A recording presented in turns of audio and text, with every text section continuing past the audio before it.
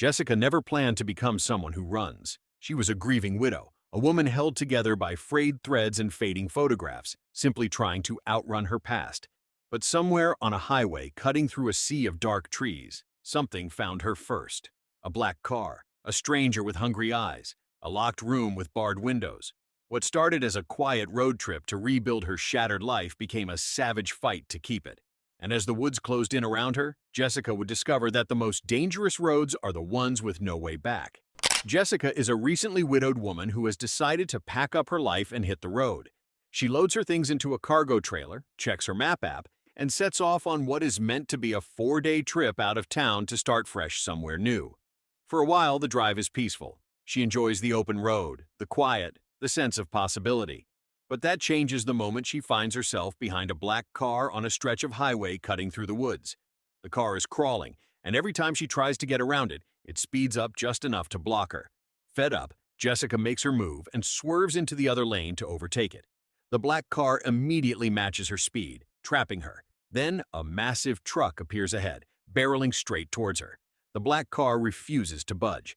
With only seconds to spare, Jessica guns it and squeezes past just before the truck would have taken her out. She thinks she is free, but the black car tears after her, honking aggressively, before they finally split at an intersection. Shaken and breathless, Jessica pulls over to collect herself. Later that evening, she stops at a gas station to fill up, calling her dad while she pumps. From the conversation, it is clear that things between her and her mother are strained, and her father is gently pushing for them to reconcile. Mid-call, her eyes land on the black car pulling into the same gas station before peeling off again. She does not say anything to her dad. That night, she checks into a small motel in town. Her mother calls, but Jessica stares at the phone and lets it ring. Alone in the room, she pulls out photos of herself and her late husband, letting herself get lost in the memories of happier times. Tears roll down her face before she finally closes her eyes and goes to sleep. Come morning, she is almost out the door when a man approaches her. He is wearing an arm cast and has that kind of look about him that makes you want to take a step back. He introduces himself as the driver of the black car and stumbles through an apology, claiming he had been texting and was not paying attention to what was happening on the road. Then he starts asking questions. Where does she live? Where is she headed? Jessica smiles politely, excuses herself, and gets back in her car.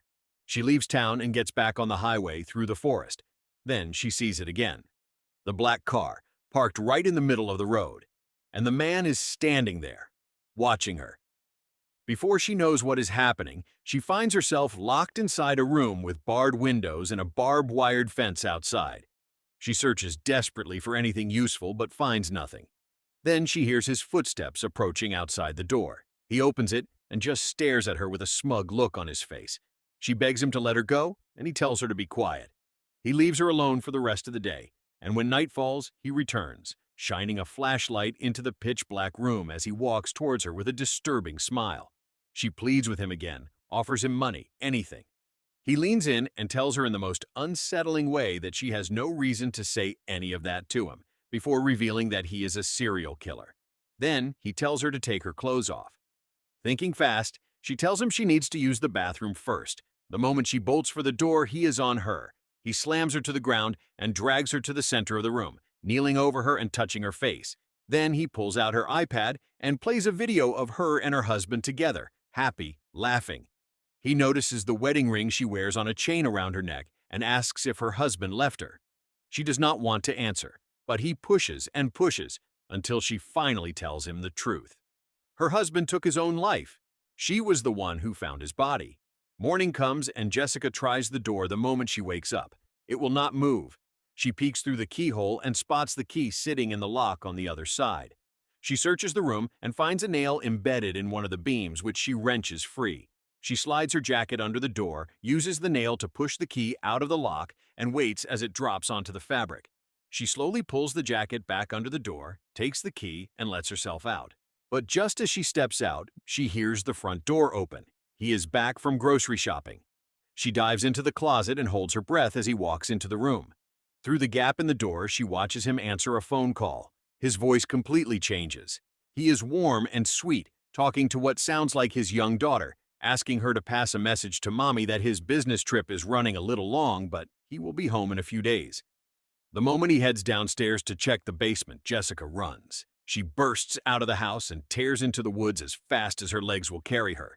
He realizes she is gone and comes after her. She is moving fast until a twig punches through her foot and brings her crashing down. She cries out in pain as she pulls it free, and that sound is enough to alert him. Limping hard, she pushes through the trees until the river appears in front of her and the killer appears behind her. She jumps in. The current is strong and she might drown, but it is better than what waits on the bank. The water carries her to the other side of the woods where she drags herself out and keeps moving, using a stick to help take the weight off her injured foot. Then she hears footsteps again. She hides, waits, and swings the stick hard at whoever is coming. It turns out to be an old hunter who stumbles back in shock. She grabs him and starts explaining through panicked tears that someone is trying to kill her and she needs to borrow his phone. He looks down at his phone. She smashed it when she hit him with it. He feels terrible for her, though, and walks her back to his car, letting her borrow his wife's hunting boots before they drive off together. He hands her his lunch sandwich as she sits in the passenger seat, trying to calm her down and get her breathing steadily again. Then the road ahead is blocked by a fallen tree. Jessica is out of the car immediately, trying with everything she has to shift it. It is not moving. The killer's car rolls up. The old man tells Jessica to stay calm. The killer steps out and tells the hunter a convincing story about how Jessica is his mentally unstable sister who ran away from home. The hunter looks between the two of them, uncertain, and begins to lower his guard. The killer moves to take hold of Jessica, and the roughness of it sets alarm bells ringing for the hunter. He raises his gun. The killer lets her go. Jessica runs back into the trees. Behind her, the hunter demands to use the killer's phone to call the police and check out his story. The killer's response is to beat the old man until he can no longer stand, then finish him off with his own hunting rifle. The storm rolls in as night falls. Jessica finally stops running and collapses against a rock, soaking wet and exhausted. But the killer is close, sweeping his flashlight through the trees.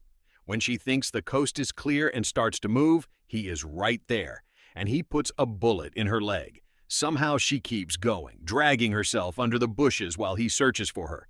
He calls out to her in the dark. He tells her that a gunshot wound gives her about 2 hours before she bleeds out, so she might as well come out now and face him while she still has the strength to fight. He even sets his rifle down on the ground and tells her she has 1 minute to come out and take it.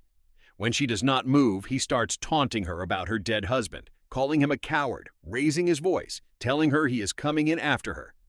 Jessica does not take the bait. She stays put and waits until he picks the rifle back up and walks away.